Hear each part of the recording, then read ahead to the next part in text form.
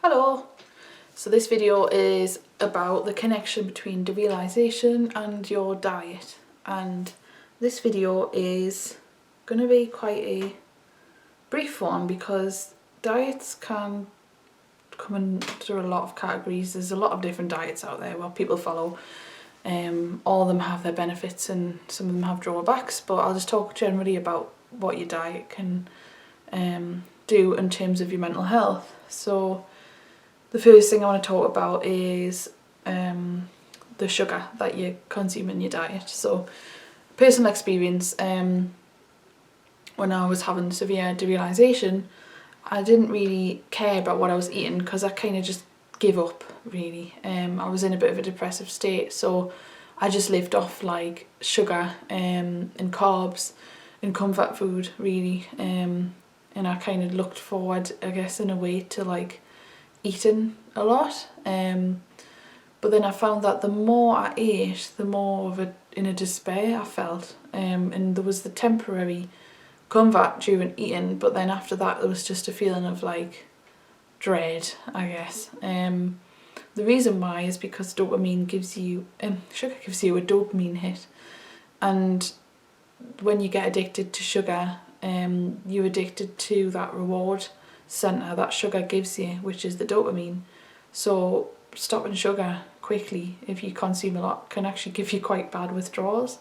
Like I experienced that when I went on the keto diet, and I had like, I guess, keto flu, but I felt really awful and disorientated and dissociated, and I think it was because there was a withdrawal period from the sugar. But then I did feel a little bit calmer once I'd cut the sugar out, and I was just eating kind of low sugar, natural sugar things like fruit and stuff rather than like chocolate all the time, and like sweets and stuff. Before actually I experienced the onset of the derealization, I ate so much sugar. Like I would go to work and I would buy myself 3 like candy bars. Like I would buy like a packet of Skittles, a dairy milk, and like a Kinder Bueno, and I would eat that over like the course of 5 hours. But like, or I would go to the movies and get like massive family bags of sweets and eat them and not even think anything of it. But of course you don't, because you don't feel like you need to do anything when you feel okay, but your diet does play a big role in your mental health. So definitely sugar is one to watch. Sugar's quite toxic anyway to the body, and it kind of feeds things like candida and yeast, which can exacerbate things like brain fog and then derealization, anxiety. So you're really just feeding the mental health problems with sugar. There is also things like allergies and intolerances. I found that I was really intolerant to dairy and eggs, so I kind of cut those from my diet, and felt like my digestive system worked a lot better. But there is a lot of intolerances that you can have. There is a difference between allergies and intolerances. Allergies you probably would know by now, you know, things like peanuts and like celiac disease and stuff, but intolerances can be things that like create inflammation, and inflammation creates anxiety, and you really have to just eliminate foods from your diet and see how you feel. And then the best thing I found is to eliminate a food for about 4 days, and then on the last day eat a massive amount of that food. Like say if it's eggs, you would go 4 days without eggs, and then on the 5th day make like an omelette with 4 eggs in it, and then see how you feel after.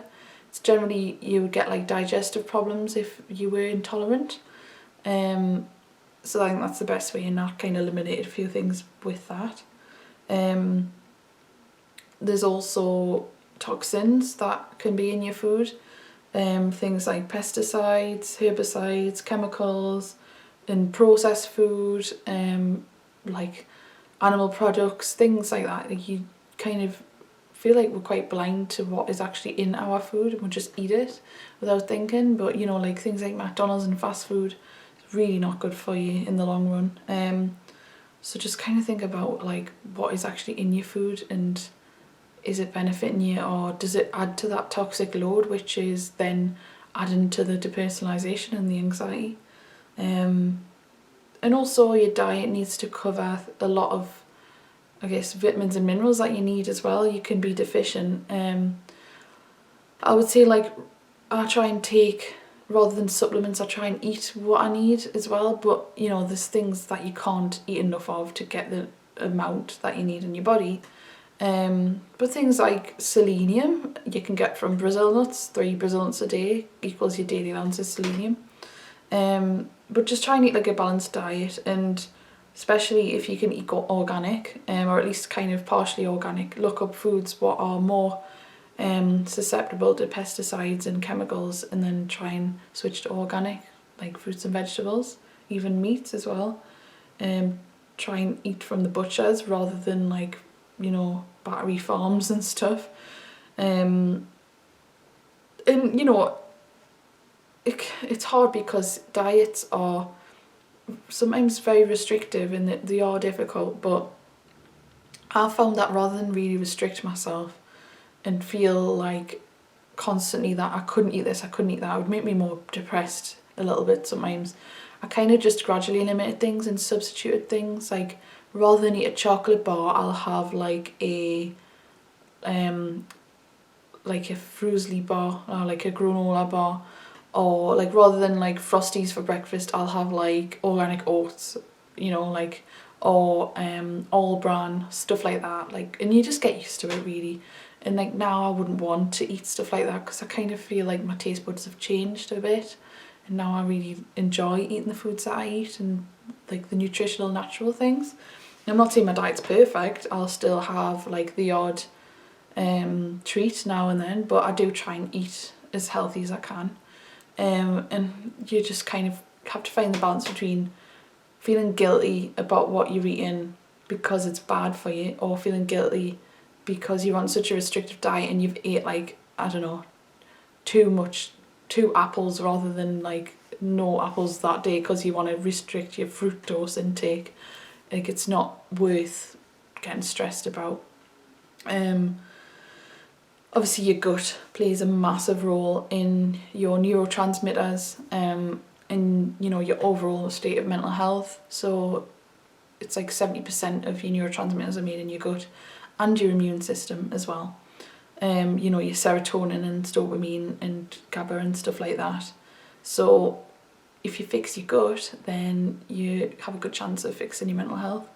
There is other things that come into play, like candida, parasites, you know, like yeast and stuff, but that's kind of a different thing as well, to actually treat those things. But there is things that you can eat to help that as well, like drinking probiotic yogurts.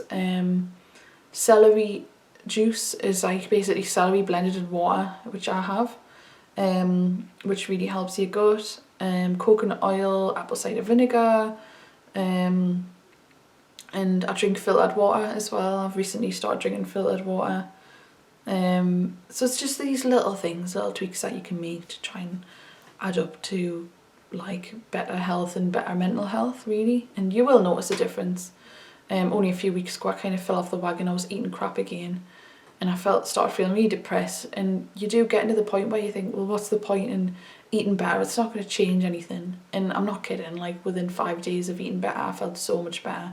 The depression kind of lifted and I was able to get out of bed and I had motivation. So it's really, really important. Just try not to underestimate the importance of it. So yeah, if you want to kind of follow diets like keto diet, paleo, stuff like that, then just take it slowly, because there has been times where I've started a big diet and my body's went into a bit of a shock because I've just cut my carbs completely and stuff. I do try and eat low carb, but more, I do still eat, like, rather than bread and stuff, I'll eat more like sweet potato and like root vegetables and stuff like that. So, because I feel like I need carbs to function for the electrolytes.